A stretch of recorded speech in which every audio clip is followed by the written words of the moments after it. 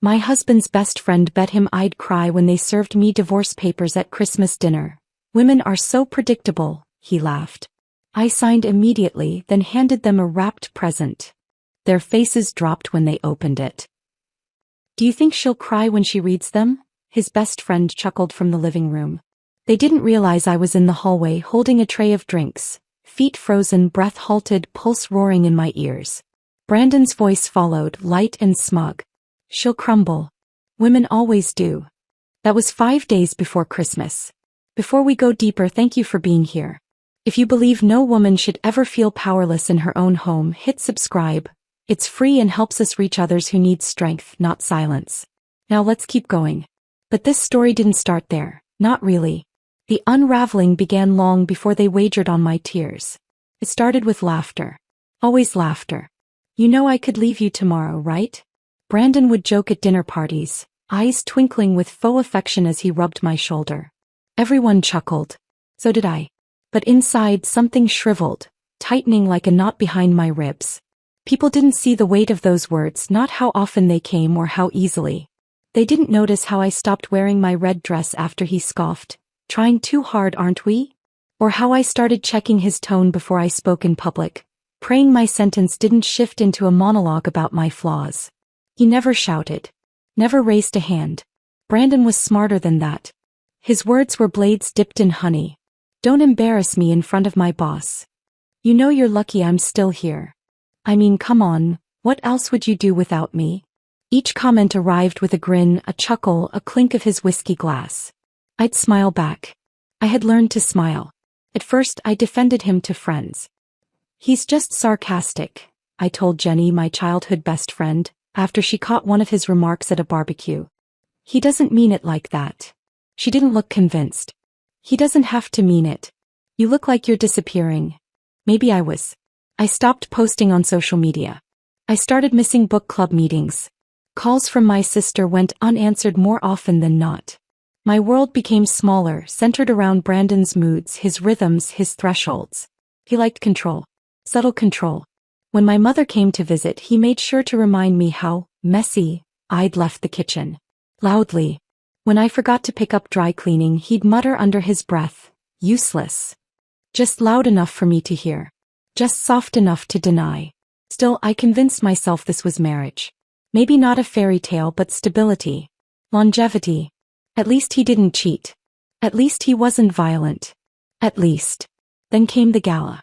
We were 2 glasses of champagne into a company fundraiser when he turned to me, eyes glazed with alcohol and contempt.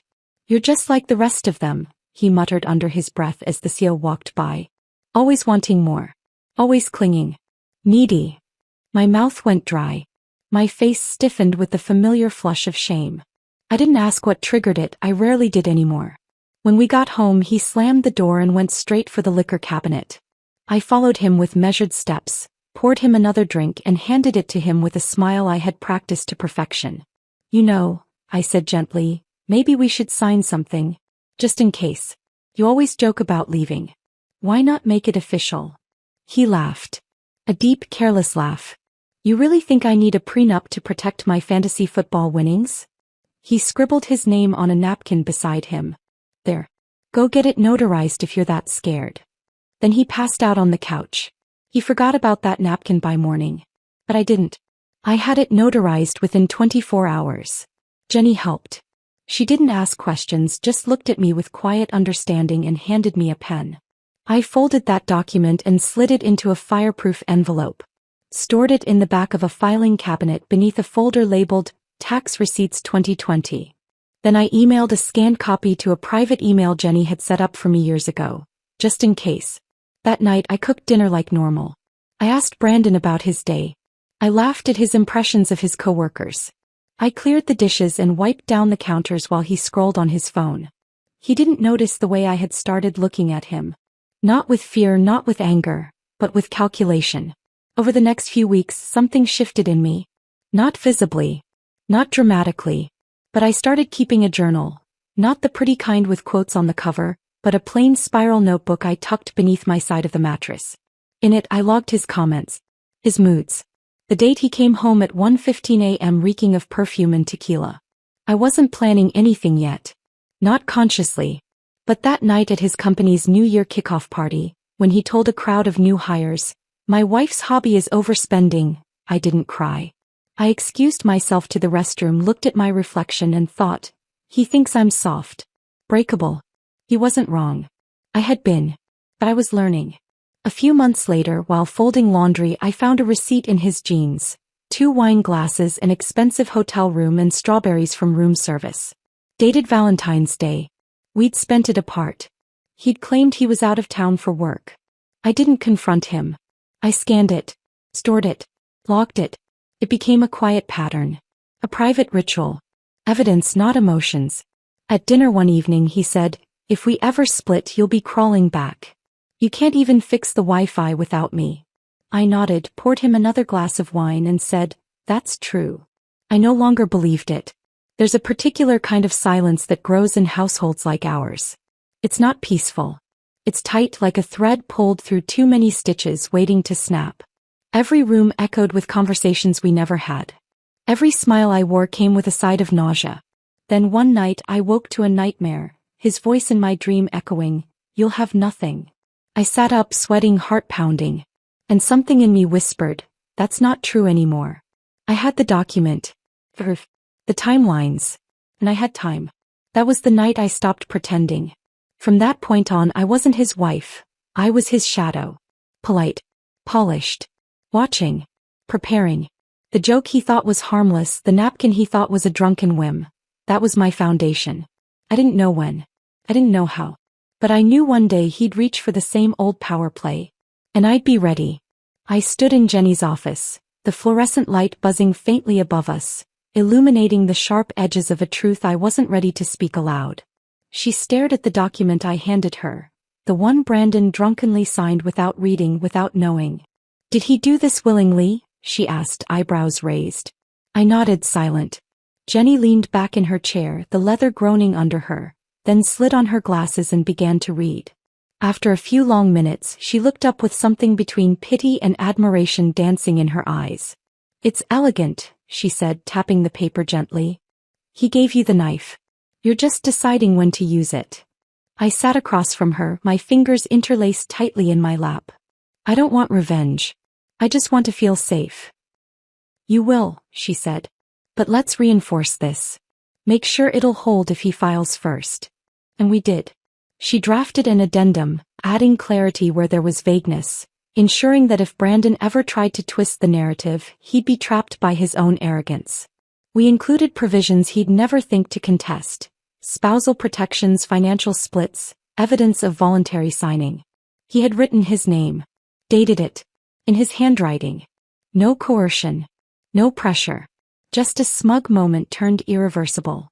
Jenny gave me a flash drive, a printed copy, and a look I hadn't seen from her since we were kids plotting mischief behind our school library. Except this time it wasn't mischief. It was war strategy. And we were playing the long game. "I'll hold on to a copy too," she said as I stood to leave. "Just in case." That night I returned home to Brandon watching a football game, beer in hand, socks tossed haphazardly on the living room floor. I paused at the threshold, watching him laugh at a replay, the noise from the TV bouncing off the walls like echoes from a life I no longer belonged to. "Dinner's almost ready," I said. He grunted in acknowledgement. That was the beginning of my performance. And I played the role better than I ever thought I could. I became the wife he bragged about, polished, pleasant, poised. When he made comments about my spending habits in front of friends, I laughed along.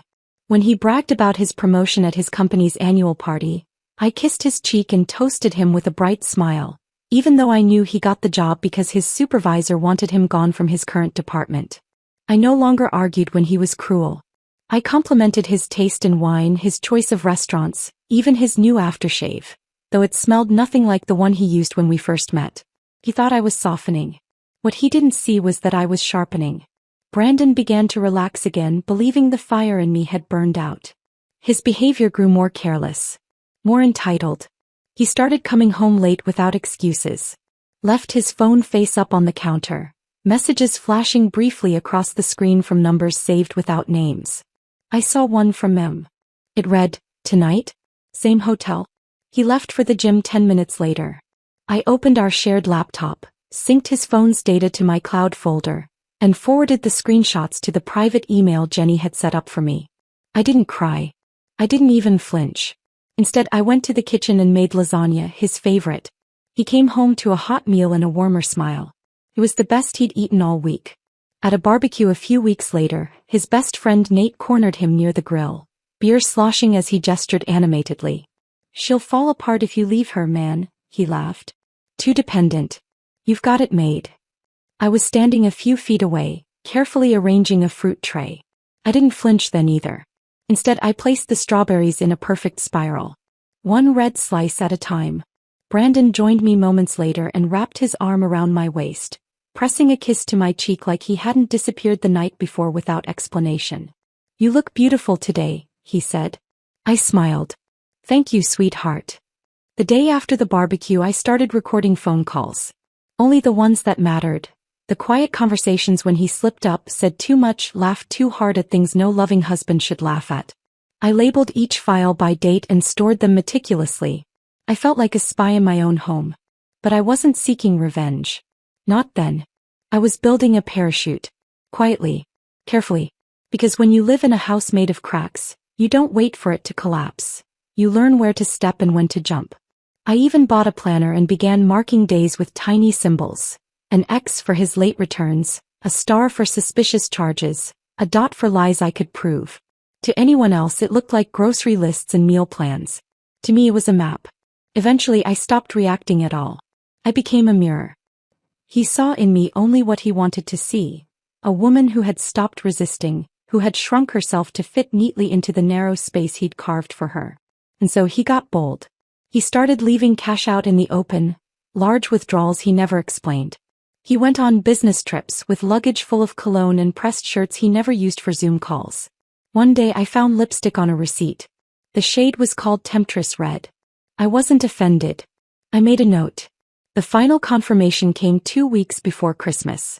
Brandon had a few drinks and fell asleep on the couch with his phone unlocked. I glanced down as a message thread flickered to life. She doesn't suspect a thing. I'll file on Christmas. Want front row seats? Attached was a laughing emoji and a gif of a woman sobbing into a tissue. My fingers didn't tremble. My stomach didn't turn. I read the message twice, screenshot it and emailed it away. Then I deleted it from the conversation entirely. That night as I lay beside him, I stared at the ceiling and thought about candles, cranberries and carved turkey. Christmas. He was planning my downfall like a party trick. He thought I'd break. But I'd already chosen the date. The witnesses. The setting. He wasn't the only one with a performance prepared. Because he'd forgotten something critical. When you hand someone a knife, you don't get to act surprised when they learn how to wield it. The Christmas table gleamed like something out of a magazine. Perfect, curated, falsely warm. A flickering garland framed the windows, candles flickered in glass holders, and the roast turkey glistened beneath Brandon's carving knife as he grinned like the proud patriarch. He wore the sweater I bought him last year, maroon with small reindeer stitched across the chest. The irony of that, me dressing the man plotting my undoing, was not lost on me. My sister Beth passed around her famous spiced wine, cheeks flushed from both the heat and the alcohol. Brandon's parents chatted about their retirement plans. Everyone looked so content, so unaware. I moved among them like a hostess on autopilot, refilling glasses, smiling with my teeth but not my eyes. Beneath my dress, my legs trembled, not with fear but with anticipation. My heart beat a steady rhythm. Tonight. Tonight. Tonight. Brandon caught my eye once while slicing the turkey and winked. He had a look about him. Overconfident, self-satisfied, the way he used to look before his sales pitches closed. I matched his smile with one of my own, warm and unreadable. Let him believe he'd won. Best bird yet, his dad said, chewing with gusto.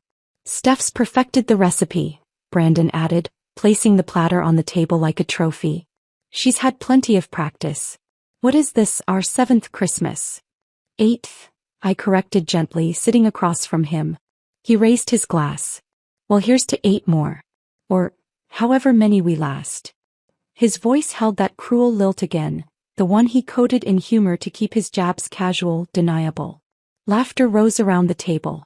I chuckled too, brushing a non-existent crumb from my napkin. As plates emptied and the buzz of wine settled into the room, I noticed Brandon's best friend, Nate, whisper something in his ear. Nate was already tipsy, eyes glassy, smirk lopsided. Brandon nodded and stood up, slowly tapping his glass with a butter knife. "All right," he said, clearing his throat. "Before dessert, I have a little something for my lovely wife." I glanced at Beth, who gave me a smile of genuine delight, expecting maybe a necklace or a handwritten note. Brandon reached into his blazer, pulled out an envelope and walked over with the smugness of a man who believed he was delivering a grand finale. "Merry Christmas, babe," he said, placing it in front of me. A quiet chuckle escaped Nate. No one else laughed. The envelope was out of place, plain white, no bow, no card. I looked at it for a moment before opening it calmly. The table hushed. My eyes scanned the first line. Petition for dissolution of marriage. Already signed. Already filed. He had even highlighted a section at the bottom like a schoolboy showing off his work. I looked up. His smile was wide. Expectant. So I smiled back. "Thank you," I said softly, almost sweetly. Pause. A flicker of confusion passed across his face.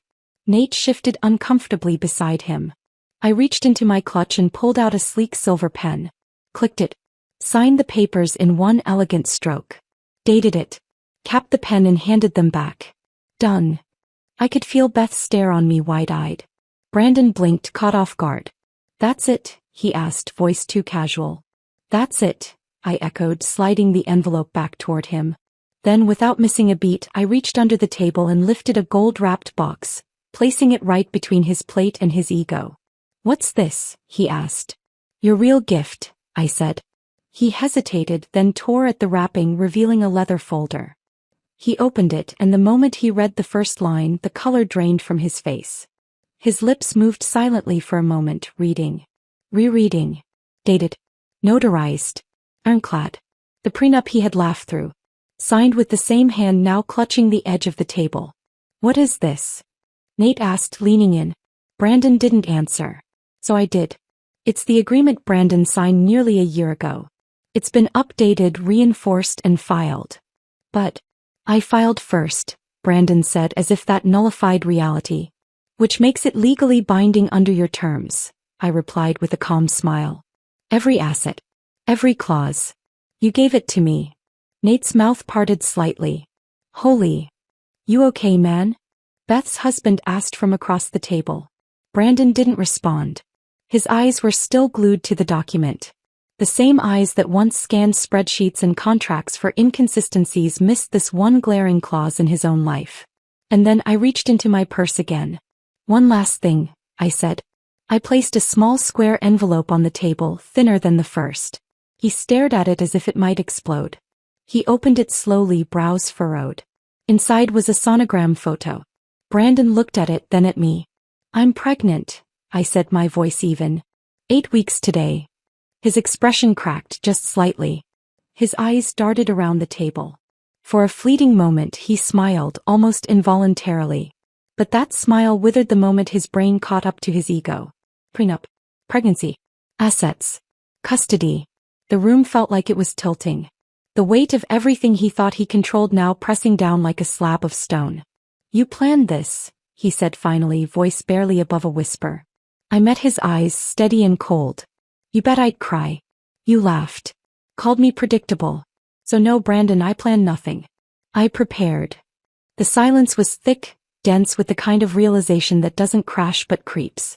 I took a sip of my wine. The sweetness of cinnamon clung to my lips. Brandon's mother pushed her chair back slightly, her face ashen. Beth gently reached for my hand beneath the table, her thumb brushing against mine in quiet solidarity. Nate tried to speak but ended up shaking his head and looking away. Brandon stared at the prenup like he could rewrite it with sheer will. He couldn't. I stood slowly and began clearing the dessert plates that hadn't yet been filled. My hands didn't shake. My breath remained even. "Apple pie or pecan?" I asked the table.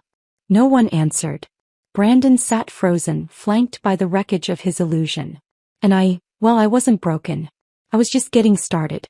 Brandon sat there, shoulders stiff, mouth slightly open, as if the words he'd just said had choked him mid-thought. "You planned this." But I barely heard him anymore. He was staring at the prenup in front of him like it was some ancient curse etched into parchment. Only he'd written every line himself. The room was painfully quiet except for the subtle crackle of the fireplace behind him and the slow clink of a spoon from the kitchen. Even the ornaments on the tree seemed to stop shimmering. Then his eyes dropped to the sonogram photo still lying in his lap. He looked at it like it might vanish if he blinked.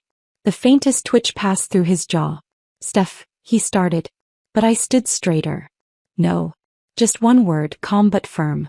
He blinked slowly, like he was recalibrating what version of me he was speaking to. His voice cracked slightly. "You don't have to do this." "Oh, but I'm not doing anything," I replied, lifting my wine glass without looking at him. "You already did." To my right, his mother sat hunched forward, lips pressed into a tight line, the pearls around her neck trembling slightly with every shallow breath. His father had removed his glasses and was cleaning them with the edge of his napkin, though they weren't smudged. Beth's husband reached for more wine and thought better of it. Nate, still seated uncomfortably at the end of the table, scratched the back of his neck, the weight of his own smugness now collapsing onto him like a broken roof. My cousin Rachel stared at me from across the table, wide-eyed, her spoon hovering halfway between her mouth and her bowl of untouched sweet potatoes. I scanned their faces slowly, taking in every expression. Disbelief, shame, confusion, awe. It was better than any monologue. Their silence was the standing ovation I never needed to ask for. Brandon leaned back in his chair, running a hand through his hair. It was something he did when he realized he'd lost control. I'd seen it before, during arguments with his boss, while trying to talk his way out of a late credit card payment, or when a deal fell through and there was no one left to blame. He looked around as if someone might save him. "I didn't." "You thought I'd beg," I said quietly. My voice didn't waver. My hands didn't tremble. "You thought I'd fall apart. You were half right." He looked at me again, eyes narrowed. I continued. "Until today." He swallowed. Loudly. That was the moment I saw fear slip in. Not the theatrical kind, no shouting, no tantrum. Just a flicker. A sliver of something real in a man who'd always seen consequences as optional. Brandon opened his mouth again, but before he could speak, his phone buzzed against the polished wood of the table. He glanced at it. Another buzz. Then a third. He picked it up slowly, unlocking it with a shaky thumb. And there was the email from Jenny. Subject line: prenup confirmation, legally binding. I watched his face twist in slow, quiet horror as he read the words. Each sentence tore a layer off his bravado. His thumb scrolled quickly. His lips parted. His skin paled. He reached the bottom, where Jenny had signed it with the firm's letterhead and her usual touch of elegance. She had even attached backup copies with metadata timestamps and everything. Ironclad. "Tell her it doesn't count," he muttered, gripping the phone like it might change. Another buzz. This time it was from his father's email app.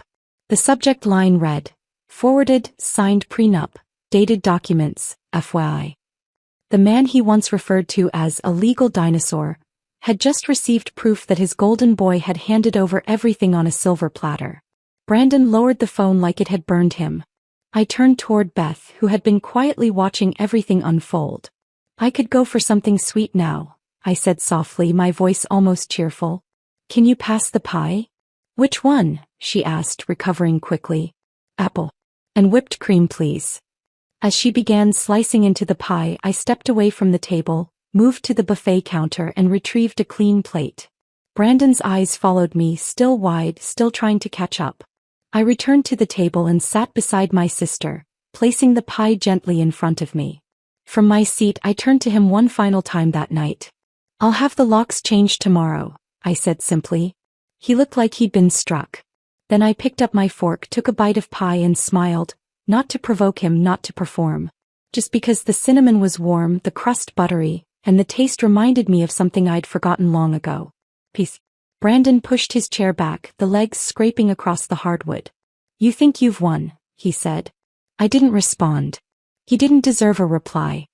He stormed out of the room, leaving the prenup, the sonogram, and the remains of his pride on the dining table. For a few seconds no one spoke. Then Beth exhaled sharply beside me. "I always hated that sweater," she muttered. Laughter flickered through the room, soft, unsure at first, then growing. Rachel laughed nervously. Even Brandon's mother chuckled faintly, covering her mouth with a napkin, though she quickly looked away. I took another bite of pie and leaned into Beth. "Merry Christmas," I whispered. She rested her head briefly against my shoulder. There were no fireworks. No shouting. No overturned chairs or broken dishes.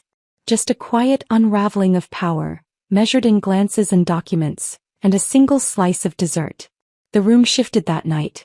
Not because I changed the dynamic, but because I reclaimed it. Beth stayed the night. After Brandon slammed the door behind him, she just looked at me and said, "You're not waking up alone tomorrow." She didn't have to say more. We slept in the guest room, me curled on my side, one hand resting on the gentle rise of my belly. Her hand brushed mine briefly in the dark, wordless and warm. I hadn't realized how tightly I'd been holding my breath for the past few years until that night. When I finally exhaled, it felt like someone else's breath, someone I didn't recognize. By morning, Brandon was gone. No note. No call. Just silence. I came downstairs and found the coffee pot cold, the front door locked from the inside, and his keys missing from the hook. I made myself breakfast for the first time in weeks without having to second-guess the clink of my fork or the sound of the toaster popping. By 9 a.m. I had the locksmith on the phone. "Emergency or standard change?" "Standard," I said, then paused. "But make it fast." He came that afternoon. A quiet man with kind eyes who didn't ask questions when I handed him Brandon's old keys and said, "Make sure none of these work anymore."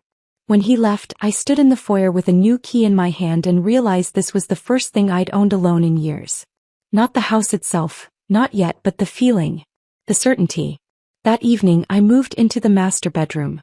It still smelled like his cologne, faint traces of something expensive and cold. I opened every window, let the December wind run through the space, stripped the sheets and bundled them into trash bags. I found an old box of sandalwood candles in the closet, ones I used to love before he said they gave him headaches. I lit 3, set them on the dresser and watched the light shift across the walls like they were dancing just for me. The next day his mail started arriving with red stamps across the envelopes. Final notice, past due, immediate action required. I stacked them neatly on a side table near the door. I didn't forward a single one. Jenny called that evening, her voice practically bubbling. "You won't believe this," she said. "Actually, you will. Brandon's lawyer called this morning. His face must have been priceless when he realized what you've been sitting on." I smiled into the phone, curling into my blanket. "Is it official?" "He lost 70% overnight," she replied. "And with a baby on the way," she paused for dramatic effect, "he's going to be cutting a check so big he'll need a payment plan." My smile widened, not for the money, not even close, but because I could finally sit in my own living room without bracing myself for war. "I'm proud of you," Jenny added softly. That nearly broke me. "Thanks," I whispered, "for staying when I didn't even know I needed someone. You've always been strong, Steph. You just finally let yourself believe it." The fallout was quiet at first, like snow melting instead of avalanching. Some friends unfollowed me. Some chose sides. A few sent me cautious texts full of disclaimers and, "I'm not taking sides," but others were bolder. One message from a woman I hadn't spoken to in 2 years simply read, "I wish I had your strength." A bouquet of peonies arrived at my doorstep days later. No name, just a card. "About time. C. Brandon's assistant. Claire." I smiled and placed the flowers on the mantel. Of course she knew. It was only a matter of time before word spread at his office. The man who had once made jokes about training wives like interns suddenly lost his audience. His best friend Nate stopped laughing in meetings. The comments stopped. The swagger. Apparently his team noticed he'd been leaving early, muttering under his breath, ignoring deadlines. I overheard Beth's husband on the phone with someone later that week. "Nah man. He's been off. Like, haunted. Haunted. Good." The man who once said I'd be nothing without him now walked alone at lunch, forgotten in a world that once cheered for his cruelty. Me. I started buying lavender soap again. I painted the nursery soft sage green, a color he once called pointless. I hung tiny string lights around the window and placed a stuffed giraffe in the corner. I started lighting candles after dinner and drinking herbal tea in the sunroom, barefoot, unbothered. One evening I caught myself humming while folding laundry, something I hadn't done since my second anniversary. I bought new bedsheets, white with tiny gold stars, and slept diagonally across the mattress because I could. One afternoon I passed Brandon on the street. He was coming out of a bank, talking into his phone, looking irritated. He didn't notice me. Or maybe he did but didn't know what to say. I kept walking. Later Jenny sent me a screenshot. Brandon's firm had removed his name from the quarterly newsletter. I replied with a single thumbs up emoji. Then I made tea and watched the wind dance through the curtains. It wasn't about revenge anymore. Not really. It was about small things. Freedom. Peace. A slow, steady rebuild of a life that belonged to me. And the quiet realization that the woman he tried to break was now the one who had rebuilt everything without him. The first time I felt her kick, I was standing barefoot in the kitchen, humming along to an old Nina Simone record while slicing peaches for a pie. It was so soft at first I thought I imagined it. A flutter like a wing brushing the inside of my belly. Then it came again. I dropped the knife. Both hands flew to my stomach and I stood there, stunned and smiling, tears catching me off guard. It wasn't just a kick. It was a reminder. A rhythm. A message. You're not alone. He was real. Growing. Strong. And so was I. That night, I wrote in my journal for the first time in weeks. I kept the entry short but deliberate. This baby will never hear yelling through a door. Never feel like they're walking on glass. Never confuse fear for love. I underlined the last line twice. My world had gotten smaller, but warmer. Softer in all the right places. My cousin Elena moved into the guest room during my second trimester. She arrived with 2 suitcases and a basket of homemade lavender muffins, wearing her usual oversized hoodie and the same gold hoops she'd worn since college. "I'm not letting you do this alone," she said. "And anyway, you need someone to stop you from eating pickles and ice cream together." We fell into a rhythm almost immediately. She worked remotely from the kitchen table, wore fuzzy socks in July, and didn't ask about Brandon unless I brought him up, which I rarely did. That part of the story was no longer worth repeating. Jenny dropped by every few days with groceries and warm casseroles and baby name books with silly post-it notes inside. Page 37. Do not name her Tiffany. Not because it's a bad name, she explained once, laughing over tea. Just because I had a Tiffany in middle school who cut my hair with safety scissors during art class. We laughed more in those months than I had in years. We didn't talk about court filings or lawyers or any of the old wounds Brandon left behind. We talked about recipes, crib colors, what kind of stroller folded easiest, and whether her ex was secretly stalking her Pinterest boards. It was the first time in a long time that silence wasn't something I feared, but something I shared. The baby's room took shape slowly. I painted the walls soft yellow and filled it with thrifted furniture I refinished myself, one coat of warm paint at a time. A rocking chair arrived in a giant box, and Elena spent 3 hours trying to assemble it before throwing down the instructions and declaring, "This is your villain origin story." We laughed until our faces hurt. One quiet Sunday I pulled a box from the back of the hallway closet. I knew what it was the moment I touched it. The slight crackle of the satin ribbon, the faint scent of cedar clinging to the edges. Our wedding photos. I sat on the living room floor and opened the lid. There we were, frozen smiles and vows wrapped in white lace. His hands around my waist. My eyes full of dreams that had since burned to ash. I didn't cry. I didn't even flinch. I slid each photo into a separate envelope and labeled the box, "To release." Then I drove to the donation center, handed it over without ceremony and walked away lighter. I stopped at a bookstore on the way home. Bought a blank journal with a leather cover and thick ivory pages. That night I titled the first page, "Plans That Are Only Mine." I wrote in it every evening. Some entries were long. Some just a single word. But every one of them belonged to me. By the time Christmas came around again, the air inside the house smelled like cinnamon and pine instead of tension. The dining table was smaller, cozier. No theatrical centerpieces. No wine glasses used as weapons of charm. There was laughter. Real laughter. The kind that bubbles up without effort. Beth brought her toddler who kept dropping mashed potatoes on the floor and yelling, "Oh," with the pride of a magician pulling off a trick. My dad carved the turkey while Elena tried and failed to make vegan gravy. Jenny brought a date, her first in a year, and I didn't feel envious. I felt full. And next to my sister's son sat a brand new high chair, white with little yellow stars, holding the love of my life. My daughter. She had his eyes maybe. But the rest? All mine. Her cheeks were full and pink from the cold. Her tiny fingers gripped the edge of her tray while she babbled nonsense like it was the most important speech ever given. I didn't spend the evening watching the door. I wasn't checking my tone. I didn't rehearse answers in my head or wonder if someone's compliment might trigger a jab. I was present. Every bite of food. Every shared glance. Every story told between courses felt like a celebration. Not of survival but of something new. After dinner, I curled into the armchair by the fireplace, my daughter asleep on my chest, her tiny breaths warming the fabric of my sweater. Everyone else had drifted to the kitchen or gone out for a late walk, but I stayed behind, holding her, surrounded by the kind of peace that used to feel fictional. I took a sip of my cocoa and whispered to her softly, "He said I'd be nothing without him." She stirred slightly, her fingers curling. I kissed her forehead and smiled. "Turns out," I murmured, "I'm everything without him." If this story of calm power and perfect timing gave you chills, hit that like button right now.